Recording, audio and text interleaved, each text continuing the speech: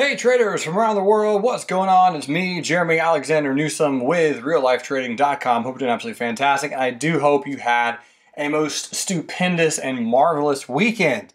I'm back in Panama City at least for a few hours as of right now. By the time a lot of you hear this, I will be driving up back to Nashville, Tennessee, flying out for Boston, Massachusetts tomorrow. I'll be in Boston Tuesday, Wednesday, Thursday, Friday. Friday night, driving to New York City, being in New York City Saturday, Sunday, some of Monday, and then going to Connecticut Monday, Tuesday, Wednesday-ish, and then flying out from Connecticut early Thursday morning back to Nashville.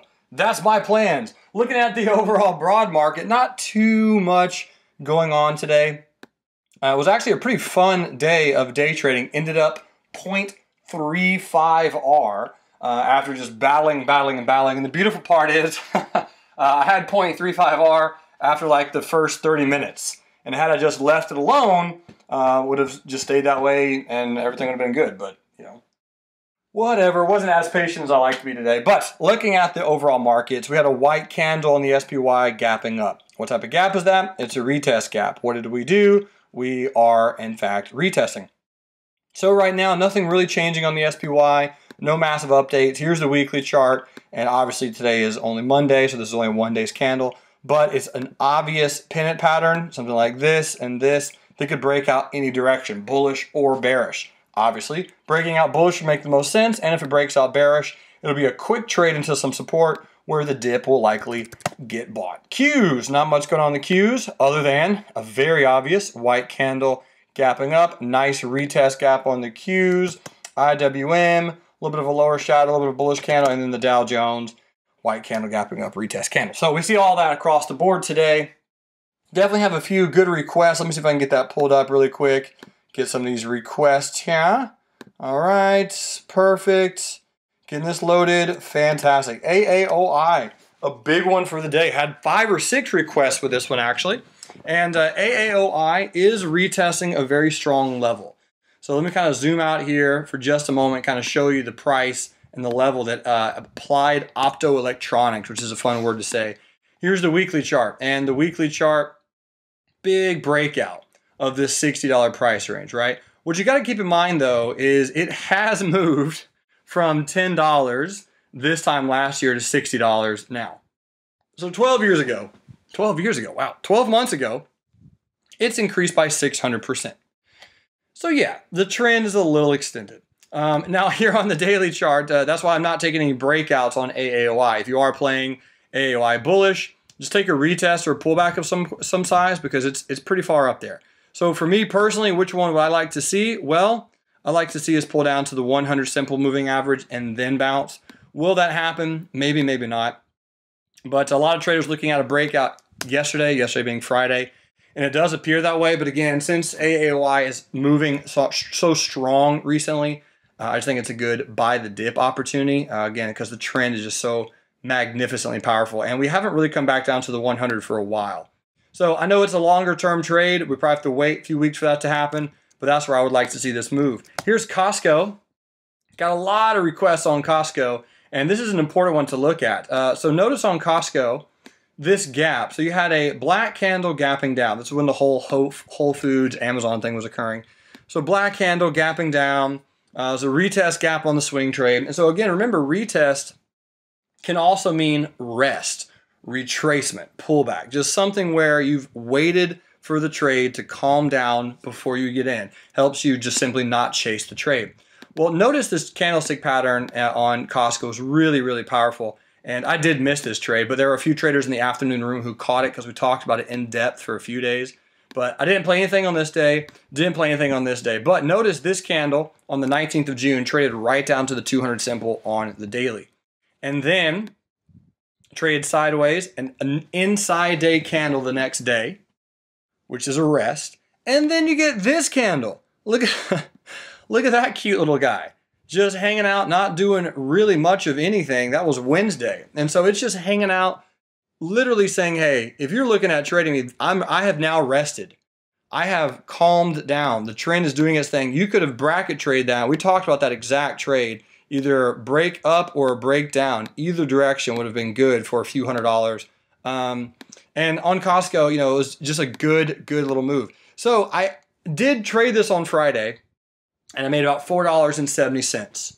Jealous? So here's the weekly chart on Costco. And what you'll notice is if you were looking at buying Costco, this would have been the location right there, right? Buy into weakness, sell into strength.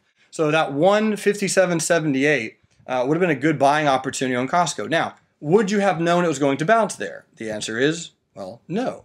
No, you would not. But it's a possibility. We can see in the past that it has bounced before off the 100 simple on a weekly. I may point to a few occasions. There, short term. You would have gotten stopped out, and then you would have tried it again, and it would have worked. So anyway, saying that to say Costco is bouncing off the 100 simple on a weekly. Now, taking all that into account, the market's going to close in about a few seconds. Here on the daily chart, you also have a one white soldier candle.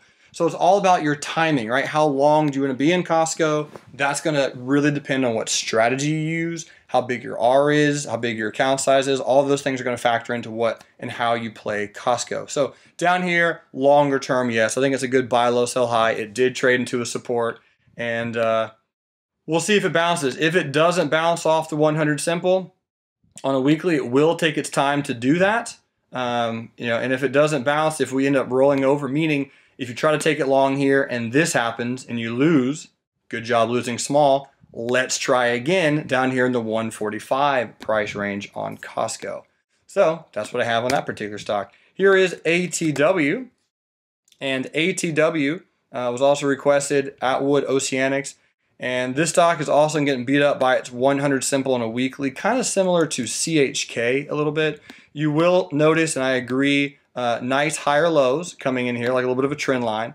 And here's the daily chart. So the last time I was looking at playing ATW personally was when it gapped up. It was in between these moving averages. It was a bullish gap and go, and you got a doji pattern. That was like the easiest setup in the world. Now, did it trigger? No, it did not.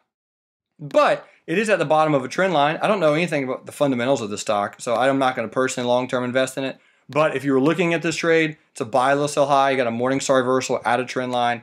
867 by 770 would make sense to me. Here's the weekly chart, and you'd find out pretty soon if that trade works or not. Unfortunately, the main and the strongest target is going to be that 100 simple on a weekly chart.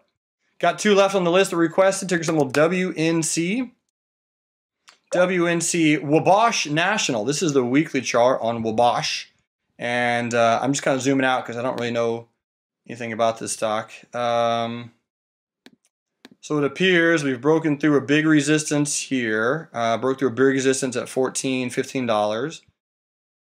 There's some more resistance. Yeah, this is a pretty choppy little stock, meaning it doesn't have a very obvious trend. So that's a pretty strong resistance here, about 22.70. And I'm basing that off of this resistance, all of this support, some of this support and resistance over here.